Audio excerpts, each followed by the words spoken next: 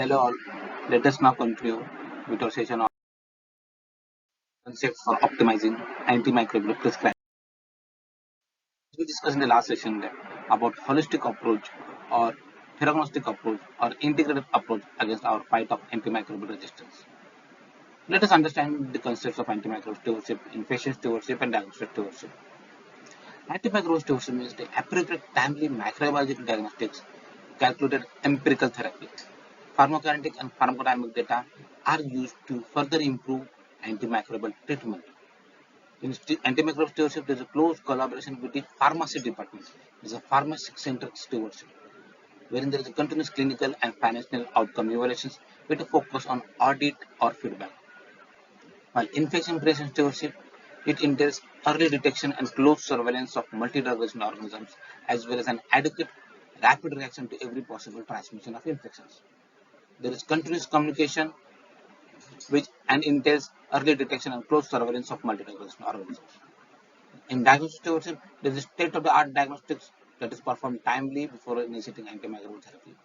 Diagnosis must be appropriate and detect colonization and or infection within 24 to 48 hours of admission. So integrated stewardship requires crossing the multiple borders.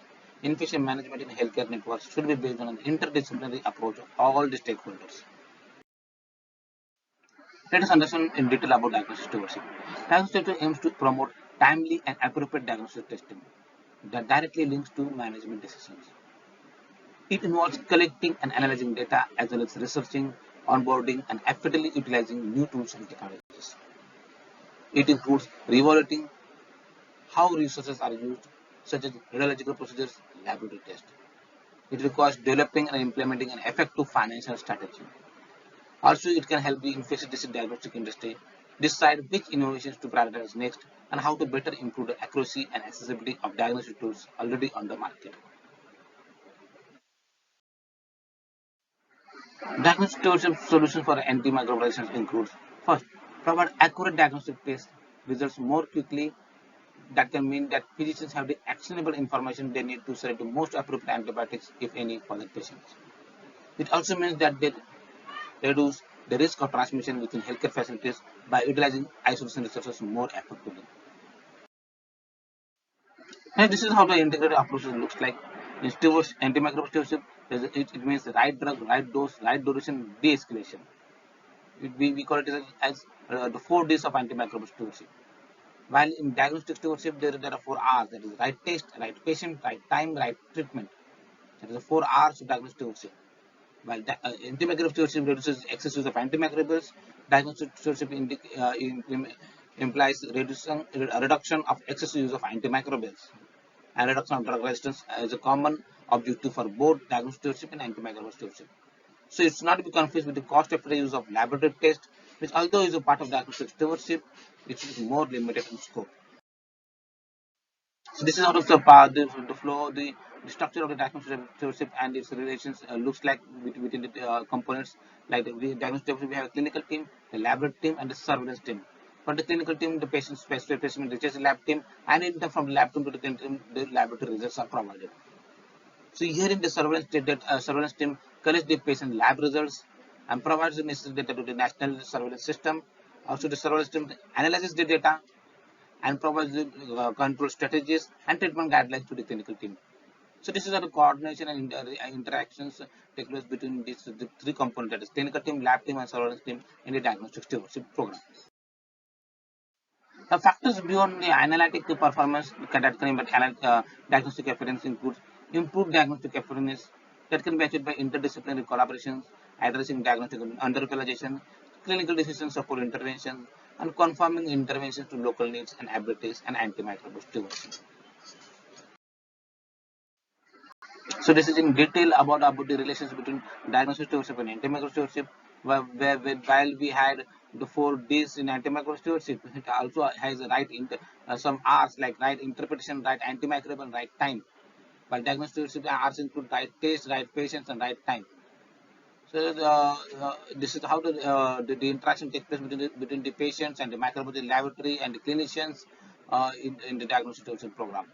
Antibiotic usage opportunities includes inappropriate use or interpretation of microbiology, lack of microbiology diagnosis, failure to submit appropriate specimens, misuse of the microbiology resources, and over reliance on the empirical usage of antibiotics regardless of the microbiology results.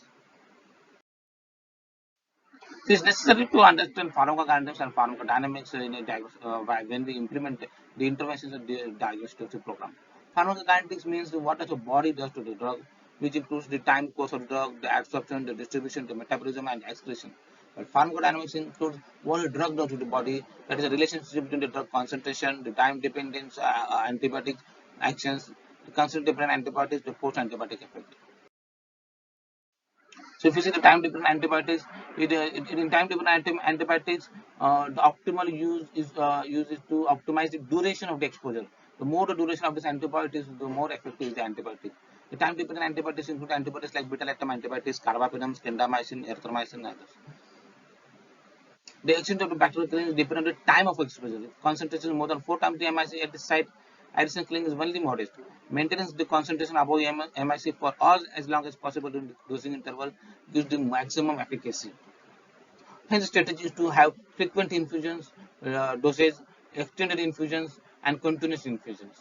The goal is to have drug concentration more than 4 times the MIC for 40 to 60% of the dosing interval.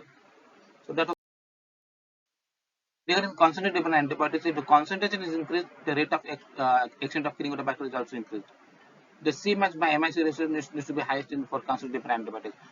This concentrate dependent antibiotics examples include the aminoglycosides, metronidazole, fluoroquinolones, daptomycin. For example, aminoglycoside, a single daily dosage of aminoglycoside achieves the highest peak serum concentration and decreases the toxicity complications like nephrotoxicity, ototoxicity, and osteotoxicity. So once a daily dosing of aminoglycosides and concentration dependent antibiotics is enough to achieve post-antibiotic effect. But the concentration should be the peak concentration of this concentration dependent antibiotics. The ratio should be peak concentration to MIC ratio should be 8 to 12. Now, which are the antibiotics which need loading doses? These include antibiotics like colistin, vancomycin, tigecycline, and the formula for loading dose is the volume of distribution into the target concentration. But formula for the maintenance dose is the clearance into target concentration. That was about the time dependent of antibiotics, the concentration. Let us understand the concentration before prescribing. Before prescribing, we should consider whether antibiotic is really necessary, what is the most appropriate antibiotic, what dosage, frequency, and route and duration is required, how to improve the chances that the treatment will be effective. So here is consider the severity, the source, the drug resistance, the patient factors, and the culture results.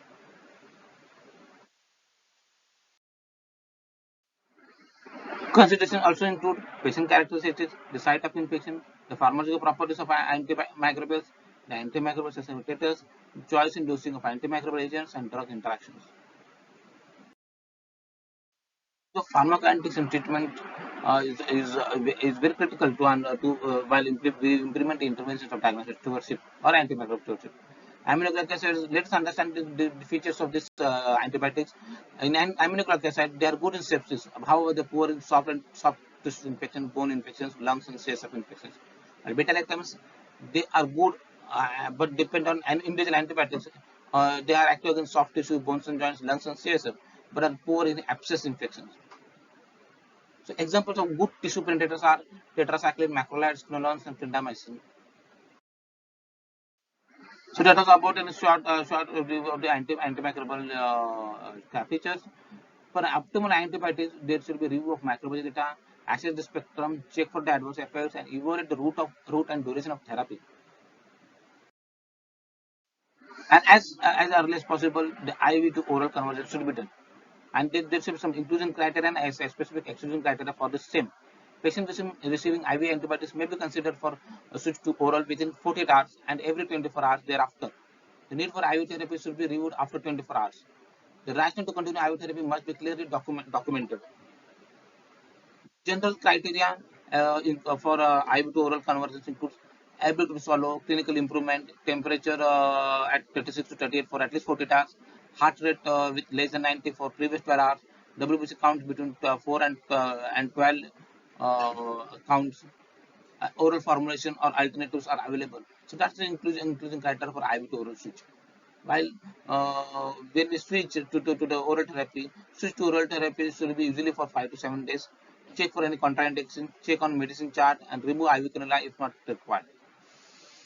While the exclusion criteria includes if the oral route is compromised, absorption problem like diarrhea, continuous severe sepsis, febrile with neutropenia, and other indications like meningitis, encephalitis, arthritis, and others. So, to the decision to continue to IV should be based on review for every 24 hours. Now, let us understand this algorithm. Right drug, right dosage, right time, right duration for is needs to be done for every patient. Start smart and then focus on the treatment. Identify patients who require antibiotics. Do not start antibiotics in the absence of any bacterial infection. Antimicrobial prescription for the first few doses by primary team should be based on a pre-authorization and restriction. Take history of relevant allergies and document. Initiate prompt antibiotic treatment within 1 hour of diagnosis. Comply with the local prescribing guidelines. Document the indications on the chart. Document the review or stop date or duration in case visible. Ensure relevant microbial specimens are taken prior to starting antibiotics. There should be clinical review to check the microbiology, make and document the decisions. Stop the antibiotics as available. IV to oral switch should be reviewed and review the dosage. Change to narrow spectrum antibiotic as available and continue and review the duration of therapy. Consider oral parenteral nutrition. That's all. Thank you.